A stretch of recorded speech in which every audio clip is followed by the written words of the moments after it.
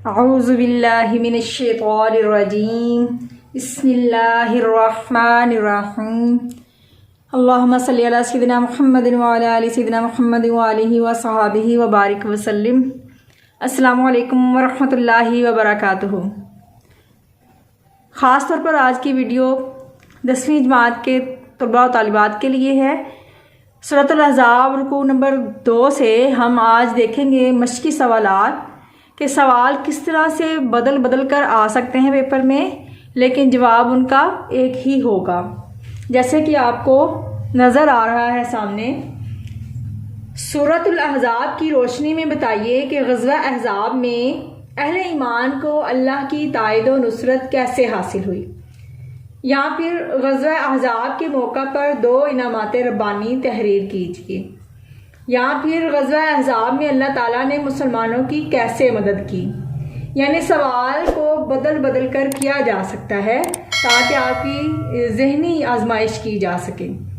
جواب ہوگا، غزوہ احزاب کے موقع پر اللہ تعالیٰ نے 3 طریقوں سے اہل ایمان کی مدد کی۔ تیز ہوا بھیجی جس سے دشمن کا لشکر بکھر گیا، سواریاں بھاگنے لگیں، ہانڈیاں الٹ گئیں۔ نمبر 2، مسلمانوں کی مدد کے لیے فرشتے بھیجے جنہوں نے کفار کے دلوں میں رعب و ہیبت ڈال دی۔ نمبر 3، قبیلہ بنو غطفان کے ایک شخص نے چپکے سے اسلام قبول کر لیا اور جنگی حکمت عملی کے تحت کفار کے درمیان پھوٹ ڈال دی۔ اگلا سوال ہے، غزوہ احزاب کے دوران آزمائش کی گھڑیوں میں اہل ایمان اور منافقین کا طرز عمل کیا تھا؟ سوال آپ کو اس طرح سے بھی آ سکتا ہے کہ غزوہ احزاب کے دوران آزمائش کی گھڑیوں میں اہل ایمان کا طرز عمل بتائیں۔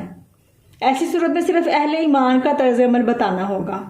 سوال اس طرح سے بھی آ سکتا ہے، غزوہ احزاب کے دوران آزمائش کی گھڑیوں میں منافقین کا طرز عمل کیا تھا؟ تو ہم نے جواب اکٹھا ہی لکھا ہے، لیکن اگر علیحدہ سوال آئے تو آپ نے صرف اتنا ہی جواب دینا ہے جتنا سوال کیا گیا ہے۔ اہل ایمان نے جب نبی صلی اللہ علیہ وآلہ وسلم کی پیشین گوئی کے مطابق لشکر کفار کی ترتیب دیکھی تو کہنے لگے، یہ تو وہی ہے جس کا خدا اور رسول صلی اللہ علیہ وآلہ وسلم نے ہم سے وعدہ کیا تھا۔ اللہ اور اس کے پیغمبر نے سچ فرمایا تھا۔ اس سے مسلمانوں کے ایمان اور اطاعت میں مزید اضافہ ہوا۔ منافقین کا طرز عمل۔ منافقین نے کہا کہ اللہ اور اس کے رسول صلی اللہ علیہ وآلہ وسلم نے جو ہم سے وعدے کیے تھے وہ فریب اور دھوکے کے سوا اور کچھ نہ تھا۔ نعوذ باللہ۔ ان کے ایک گروہ نے تو یہاں تک کہہ دیا کہ اے مدینے والو، تمہارے لیے اب ٹھہرنے کا کوئی ٹھکانہ نہیں ہے، اپنے گھروں کو واپس چلے جاؤ۔ بعض لوگوں نے یہ بہانہ بنا کر کہ حضور صلی اللہ علیہ وآلہ وسلم سے رخصت طلب کی کہ ان کے گھر خطرے میں ہیں، یعنی کھلے پڑے ہیں، غیر محفوظ ہیں۔ سوال ہے، سورۃ الاحزاب میں جہاد میں رکاوٹ ڈالنے والوں یعنی معوقین کے بارے میں کیا فرمایا گیا ہے؟ جواب ہے، اس سے مراد جہاد میں رکاوٹ ڈالنے والے لوگ ہیں جو اپنے بھائیوں سے کہتے تھے کہ ہمارے پاس چلے آؤ، یعنی جہاد میں نہ جاؤ۔ دراصل یہ لوگ مسلمانوں کے بارے میں سخت بخیل ہیں، ہرگز مسلمانوں کا ساتھ نہیں دینا چاہتے۔ یہ منافقین کی ہی بات ہو رہی تھی۔ دیگر مسلمانوں سے بھی گزارش ہے کہ وہ قرآن پاک کو ترجمے اور تفسیر کے ساتھ پڑھنے اور سمجھنے کی کوشش کیا کریں تاکہ ہم دنیا اور آخرت کی بھلائیاں صحیح معنوں میں سمیٹ سکیں اور دین اسلام پر عمل پیرا ہو سکیں۔